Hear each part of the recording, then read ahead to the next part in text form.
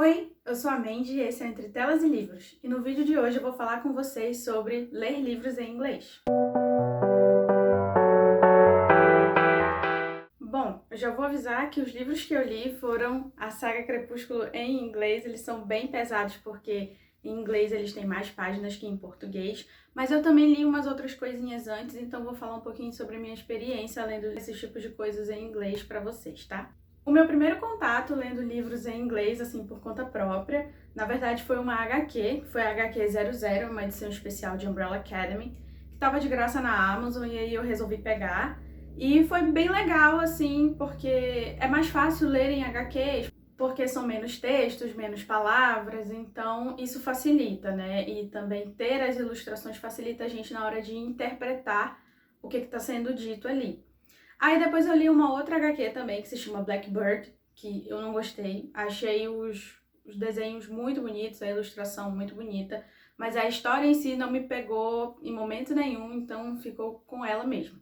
E aí eu vi uma promoção na Amazon ano passado de New Moon, que é o segundo livro da saga Crepúsculo, que aqui no Brasil é traduzido como Lua Nova. Ele tava custando mais ou menos uns R$19, tava menos de R$20.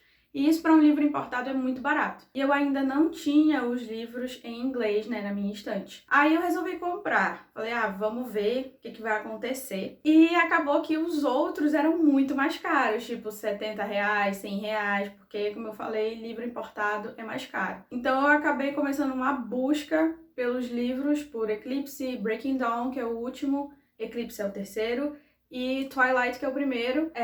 Comecei a procurar nos sebos, em aplicativos de compras, em tudo que vocês possam imaginar. Quem é meu amigo mais próximo sabe o quanto que eu vou atrás das coisas quando eu quero e quanto que eu procuro e que eu acho, em algum momento eu vou achar. E aí, ano passado mesmo, no final do ano passado, eu consegui completar a coleção, que era o que eu queria, porque meu projeto era ler esse ano. E eu comecei esse projeto esse ano. Mês passado, em abril, eu consegui terminar de ler o último livro. Ok. Mas como que foi essa minha experiência? Bom, para quem não sabe, eu já fiz um vídeo lá no IGTV dando dicas para as pessoas que querem começar a ler em inglês ou qualquer outro idioma também. Mas aqui eu vou falar um pouquinho sobre as estratégias, porque não tem como fugir desse assunto. Bom, por que eu escolhi Crepúsculo? Porque é a minha saga favorita, é uma saga juvenil, então a linguagem não é tão difícil assim.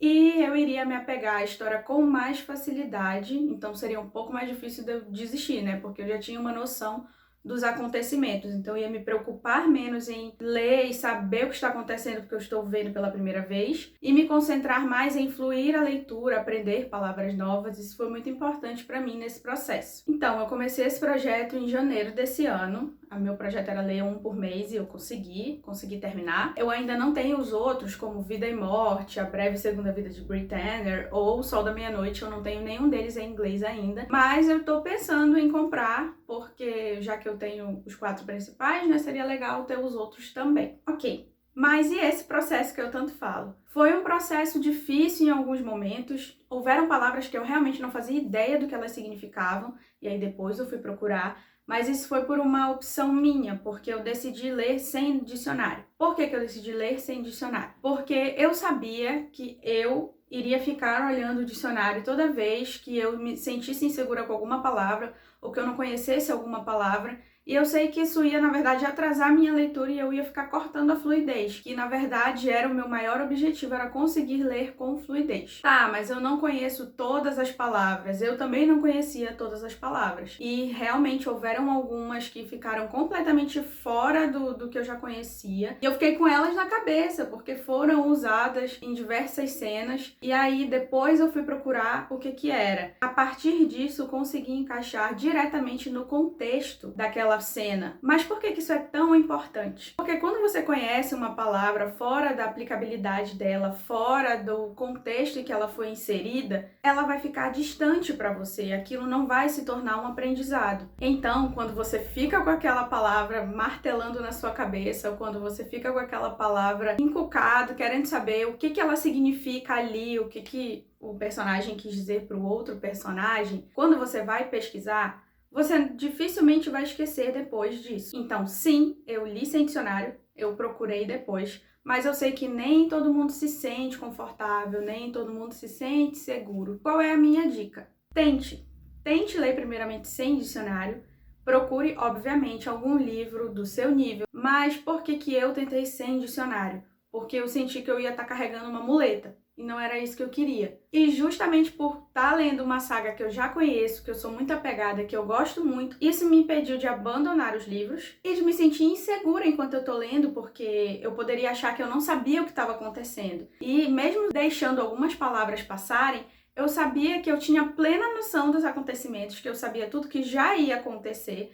Então isso fez eu me sentir um pouco mais segura, do tipo, não, eu entendo esse livro de qualquer maneira. Então eu preciso focar em tentar ler fluidamente e aprender palavras novas com isso. Então, qual o resumo? A minha experiência foi ótima, eu gostei muito, quero ler outros livros em inglês também. Quero tentar outros idiomas também. E se você ainda está em dúvida se você deve tentar ou não ler um livro no idioma que você está aprendendo, no idioma que você gosta, tenta, sabe? Porque é o primeiro passo para a gente conseguir fazer. Espero que esse vídeo tenha ajudado vocês a tirar algumas dúvidas sobre ler em inglês, a perder um pouquinho do medo, porque eu sei que é o que segura a gente. E eu espero que você, que esteja em dúvida, tente a partir de agora, porque é uma experiência muito legal e você vai aprender muita coisa com isso. Então é isso, espero que vocês tenham gostado. Se vocês gostaram, se inscrevam no canal, ativem o sininho, deem like no vídeo para o YouTube saber que vocês gostam do meu conteúdo. E é isso, até a próxima!